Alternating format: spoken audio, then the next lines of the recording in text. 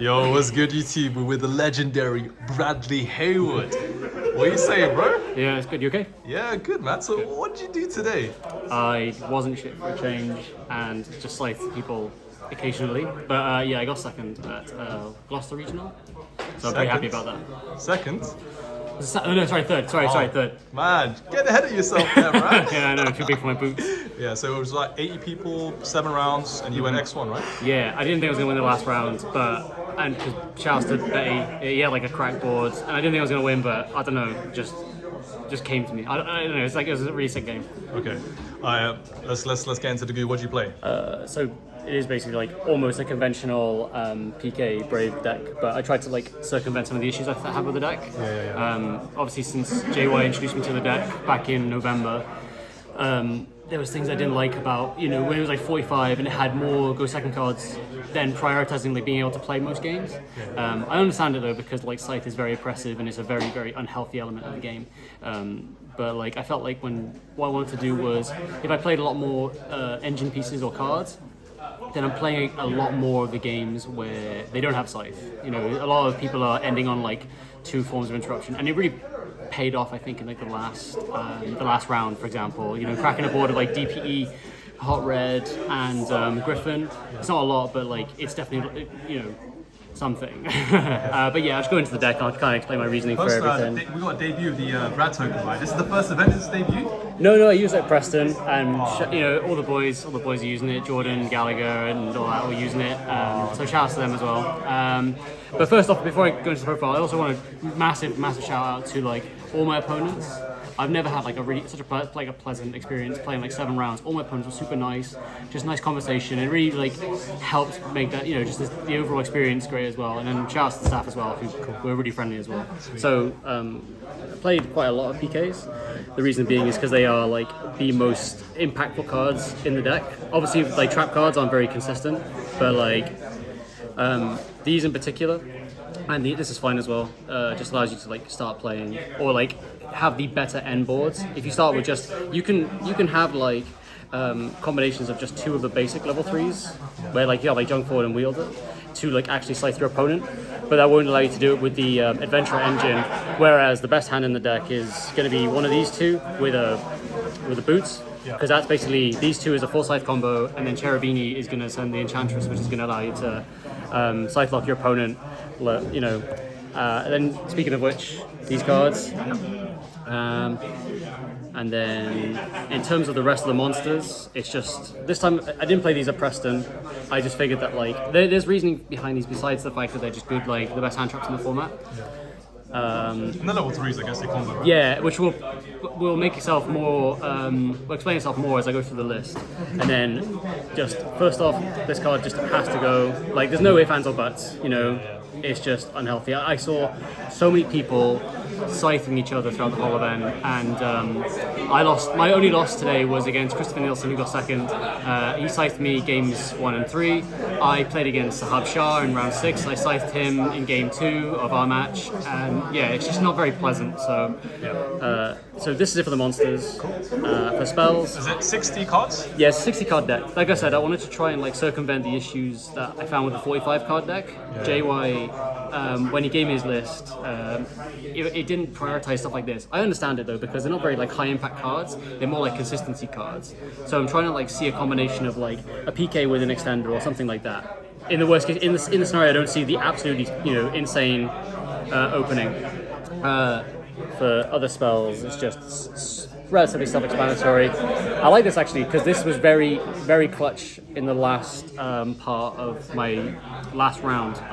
I actually E-tallied a Ghost Ogre on my deck, which was very important to like out the Griffin, and then allow me to like tactics and take Hot Red Abyss. Nice. Super like effective. Did you E-tally into the Ogre to do that? Yeah, and then I talanced, and they tried the Griffin, and then the Ogre was already there. So it's really cool because a lot of people, it's like one of those things where it's quite subtle, because people don't really expect it to be like the equivalent of like Chalice or something like that. They see it as like, oh, it's just going to summon Psychic Wielder from the deck, but it really like came into clutch. Sorry to interrupt you. Did you hit any Appaloozas? No, not today. I haven't seen a lot of Appaloosa for a while. I think you're the only guy playing Appaloosa. Okay, no worries. So yeah, some of the more interesting choices outside of the Adventure Engine. I played Small World. So this is the other thing that I tried to. So basically, at Preston, I played 3 Fossil Dig and 3 Gillosaurus, and then 3 Dark Ruler No More. And that was the difference between these 3 or these 9. Sorry. But I still wanted these as like good, you know, if I draw them in, great. But and I still have these as like extenders or starters.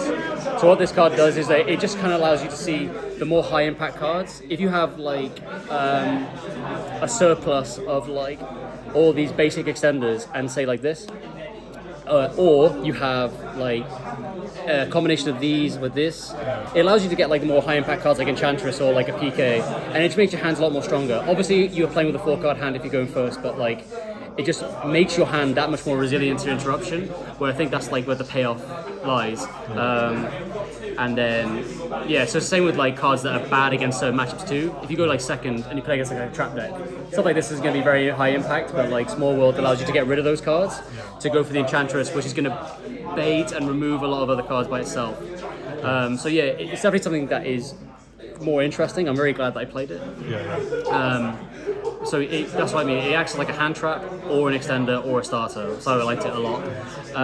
And then Before we move on, how many times did you Small World to search a hand trap? No, not at all. Not at all? No, Okay. because like I think obviously the priority would obviously be you're coming a lot of cards anyway to the Scythe Lock, to the point where that you're not really going to like have that surplus of cards afterwards to do it. It's just that thing where the card provides so many options because of how versatile it is. Only really going first though. I sided out nearly every match going second because it's just. It's just. So it's that game on consistency, right? Yeah. Okay, cool. And then Talon's like I can't say enough about this card. Like I said, if you play any matchup where you're not getting scythed, it allows you to like really apply a lot of pressure and just like take their DPE, or like I took a hot red, like I said in my last round, or if you're going first and they have to interrupt this, like let's say hypothetically I get the best opening of this and this, or even not the best opening, but it's like 3 names, and my opponent has to interact with the Adventure Engine because that's the way this format works. They have to see like 2 hand traps.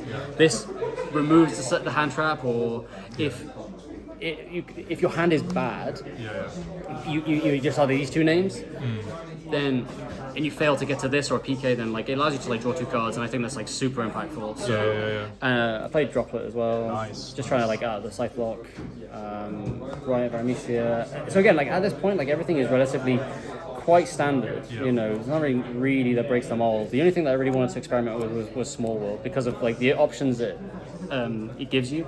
Like how it kind of like brings the whole deck together rather than just like kind of chucking some level 3s in. The bad level 3s now have more of a purpose. So overall, I liked it. The consistency was definitely more apparent than it was in previous iterations of the deck. So for the extra deck, again, it's super standard. It's like DPE. I just love this card. Like that's why I'm willing to play the bricks. Almirage. Before I said this card, like as I've been going through the deck building process with this deck, I just thought like this card was actually really unnecessary. I hated the idea of having to deck build for like having bad hands. But if that comes up, or if you're in a grind, this allows you to like make your things like your Verte or Dark. You know, so this card is like super important. Link Spider. And then all the other sort of standardized stuff. I didn't really use Unicorn, but whatever. Zeus, gotta love Zeus. Downer, Levier, and 2 Breaksword. So as you can see, very conventional sort of PK Brave extra deck. Nice. And then for the side deck, I kind of overestimate how popular back row decks would be at this event because I play a lot of back row.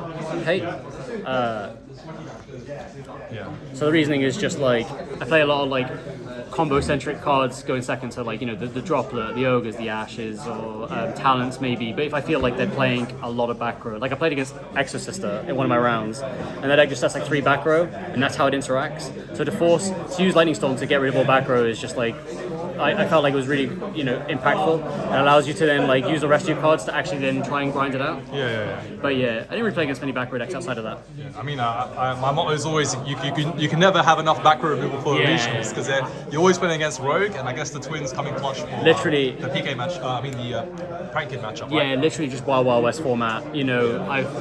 As the rounds obviously went on, it got a bit more concentrated and focused in terms of like the deck quality. But I'm really glad to play these because I know that I'd be super like on tilt if I played against a trap deck and I got like there can be only one or you know what I mean, like something really like unnecessarily degenerate.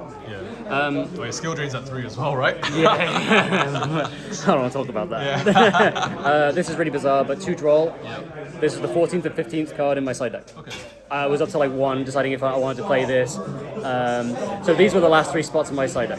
I'll go back to them in a sec. I sided Nib, and I know people are probably going to hate me for it, but it was just like, it's either I play this or Talents, and like I said, this was only, like it's great if you want to concede to trying to beat the side block, but I don't know, I felt like I wanted to try my chances of like not getting Scythe, rather than trying to draw 2 hand traps in 60, and then still probably get Scythe. And like, fortunately for me, I only got Scythed. I only played 2 Scythe decks, but that's still like, super like dodgy or risky. But so the logic is just simply, if you're gonna go second against anything, I played against dragons in my last round, so like this and this comes in nicely.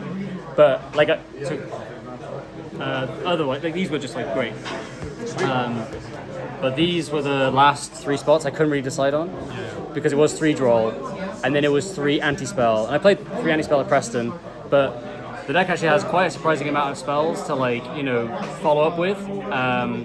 And it just kind of conflicted. I remember at Preston I locked myself under my own anti-spell, so I decided not to play it. Then it was going to be cross out, but then I didn't like how I'd have to be like quite particular with what I would side in and out. Like if I'm going first, I have to slide in Nib and like keep an Ogre in or keep a Droplet in, and it didn't really feel like very adequate.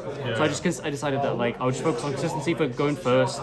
Hence why I just chucked this in. Shout out to Sahab Shah. He tried to anti-spell me, but I ripped this off, in my first hand. So, this just adds to going first.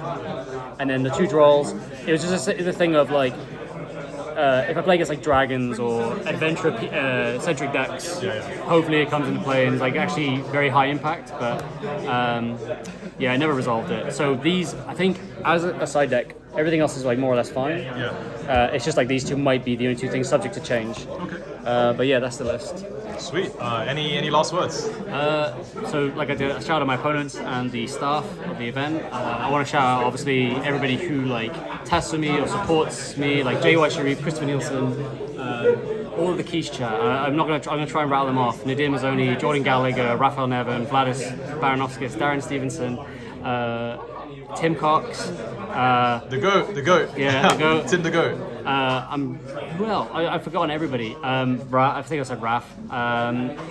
Who else? I think I said Darren.